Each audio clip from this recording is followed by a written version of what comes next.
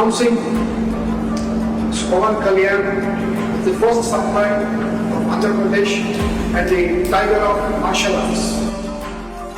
Golden dragon సంస్థ నుంచి tiger of martial arts అనే బిరుదును అందిస్తూ ఆయన్ని ప్రకటించారు. As an honor for it, he is the first person in India being presented this.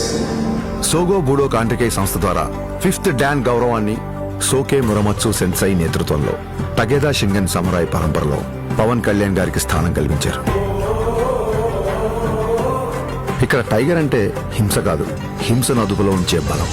బలం అదుపులో ఉండాలని చెప్పడమే ఆ బిరుదు యొక్క అర్థం.